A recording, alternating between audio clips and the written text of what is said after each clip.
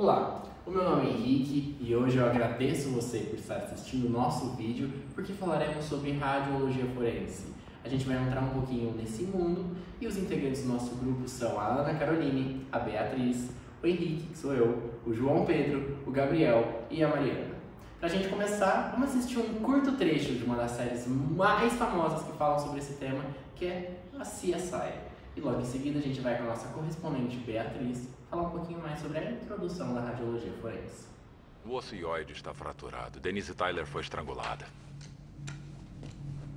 O trauma torácico parece pós-mortem, quando foi cravada a lança. Como elucidado anteriormente, pela cena da série policial CSI, a radiologia, ela auxilia na investigação criminal. Trata-se da radiologia forense, que é a utilização dos estudos radiológicos, para interesses judiciais e sociais. Nesse sentido, a radiologia forense está presente em várias áreas, desde a segurança de presídios, de aeroportos, de fronteiras, até a identificação de corpos, investigação de causa de morte, investigação de culpado através da criminalística, descoberta da bala, do trajeto da bala, documentação de inocência ou culpa, um relato de fatos.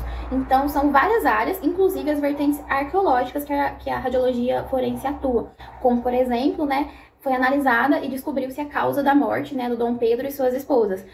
Então, a radiologia forense ela atua em vários âmbitos e seu surgimento está associado justamente com a descoberta do raio-x. Em 1885, o Röntgen, ele descobriu o raio-x e cerca de um ano depois foi feita uma radiografia que relatava a presença de uma bala de chumbo de uma pessoa que morreu em uma guerra, então elucidando essa causa de morte. Meu Deus, já deu pra ver que a radiologia forense pode atuar em muitas áreas e é muito importante, desde a resolução dos crimes até mesmo para provar quem é inocente ou não. Vamos falar um pouquinho com o Gabriel para ver mais exemplos na prática dessa área de atuação.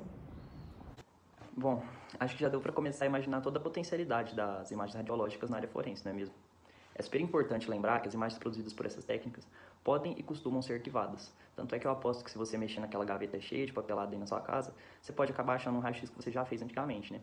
Então, em algumas situações, esse material pode ser essencial em processo de investigação forense.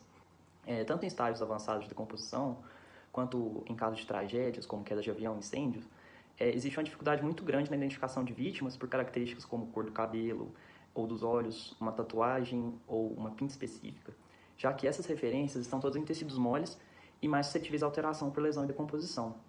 Por esse motivo, o arcabouço ósseo de uma vítima pode ser a peça-chave na sua identificação. Características como forma dos dentes e raízes, fraturas anteriores já consolidadas, próteses e pinos cirúrgicos, entre muitos outros, são fatores que podem contribuir na identificação de alguém e ajudar a dar um desfecho para essa história, O acesso a radiografias anti-mortem de alguém que se suspeita ser a vítima, por exemplo, e a comparação com radiografias pós-mortem de um cadáver ainda não identificado, vão permitir uma análise comparativa muito eficaz para se afirmar se o cadáver realmente é de quem se suspeitava ou não. Consultando a literatura, dá para ver que essa parceria entre radiologia e investigação forense já é antiga. Em 1973, o Petersen relatou a identificação de vítimas de um incêndio que ocorreu no Hotel Hafnia, em Copenhague, na Dinamarca. E adivinha qual foi o método que permitiu essa identificação? Foram feitos exames de raio-x em todas as 35 vítimas e, através desse método, mesmo naquela época com arquivos mais escassos e a tecnologia mais precária, foi permitido chegar à identificação de 74% dessas vítimas. Caramba, agora eu consigo entender ainda melhor a importância da radiologia forense. Mas tem um termo em um dos artigos que eu estava lendo que eu não entendi muito bem. Acho que era virtópsia. Vamos chamar a Ana para falar um pouquinho sobre isso com a gente. Dando seguimento, agora a gente vai falar um pouquinho sobre a virtópsia. Bem, a virtópsia ela propõe a utilização de métodos para a obtenção de imagem pós-mortem, sendo que é algo mais complementar à autópsia convencional.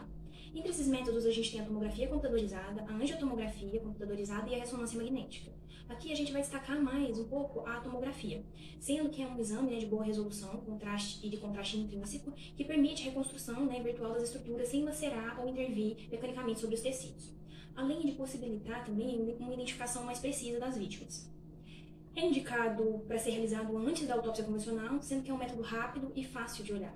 Para ilustrar, a gente trouxe aqui algumas imagens de tomografias, e aí nessa primeira imagem aqui dá para ver que tem uma bala escondida na cavidade medular aqui apontada pela seta. Já na imagem 2, a gente tem um sangramento na ligação aorta-esôfago, e na terceira imagem tem apontado algumas fissuras no crânio. Vale salientar também que a tomografia ela tem uma capacidade muito boa para detectar com precisão a presença de gás em várias regiões no organismo, o que pode ser interessante para poder confirmar causas de morte. Nessa imagem aqui mostra que há um acúmulo, né, de gás na medula óssea e nas vértebras, apontada pela seta A, no osso externo, apontada pela seta B, e na área escrotal, apontada pela seta C. Além disso, dá para observar aqui também que na cavidade peritoneal há um grande acúmulo de gás. Por fim, nessa imagem aqui a gente tem uma tomografia, né, que ajudou na descoberta da causa da morte de uma senhora, né, que foi dada por asfixia por obstrução alimentar. Em resumo, as características que mais destacam, né, essas técnicas da autópsia virtual é que elas possibilitam fazer reconstruções 3D, onde é possível avaliar volume, ângulo, distância, analisar se há volume, ângulo, distância, analisar se há fraturas, hemorragias, ou até mesmo acompanhar caminhos percorridos por projéteis. E tudo isso pode trazer respostas muito interessantes sobre a causa da morte no estudo da ciência forense.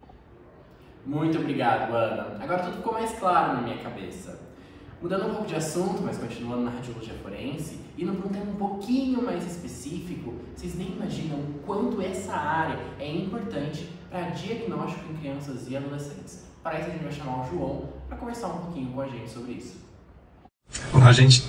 Aqui a gente vê a importância da imaginologia forense para acusar pessoas que realizaram maus tratos de crianças. Porque normalmente quem perpetra abusos físicos a crianças, normalmente deixa 4 tipos de traumas principais, que são bem patognomônicos de um abuso infantil.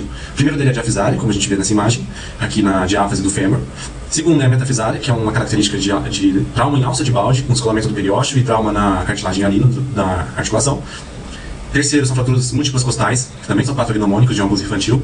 Quarto são fraturas cranianas, normalmente associadas a hematomas.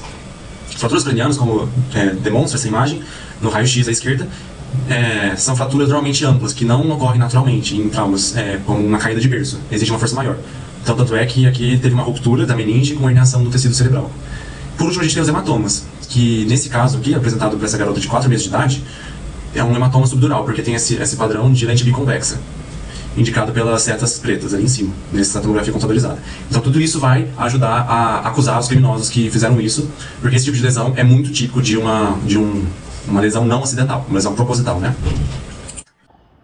Após esses exemplos abordados pelo João, vamos falar agora um pouquinho de um caso clínico, para a gente entender melhor a radiologia forense na sua parte clínica mesmo. Para isso a gente vai chamar a Mariana, nossa última correspondente da noite. O caso que a gente vai falar hoje é sobre uma suspeita de suicídio por precipitação que aconteceu num riacho próximo a Nova Lima, Minas Gerais. Ele deu entrada no ML de BH em 2018. O corpo ele era do sexo feminino, ele tinha 1,68 e 1,58 centímetros de altura, sem os pertences e sem as vestes.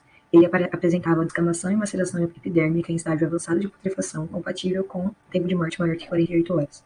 As características para identificação, como cor do cabelo, da pele e dos olhos, estavam muito prejudicadas pelo estado do corpo. Apresentava também fratura completa e exposta na perna direita, na calota e no rádio esquerdo. Foram identificadas tatuagens, mas o estado do corpo estavam indefinidas. A radiografia de tórax indicou a presença de 2 próteses mamárias, que foram confirmadas através da necrópsia.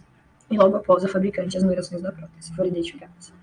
Essas informações da prótese permitiram o contato do IML com o fabricante, e o fabricante passou uma lista de possíveis compradores.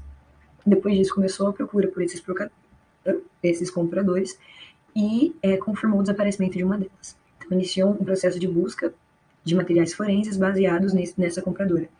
E o reconhecimento ele foi feito por outros indícios, como papiloscopia, presença de tatuagens, análise de DNA cruzado com perfis genéticos de familiares, odontologia forense e uso de radiografia de seios da face, vestes e outros. Falamos muito, mas falamos de muita coisa importante, de maneira rápida e sintética para você. Espero que tenham gostado da nossa pequena apresentação. Se gostou, curte aí, compartilha e segue no Instagram. Um beijo, até mais!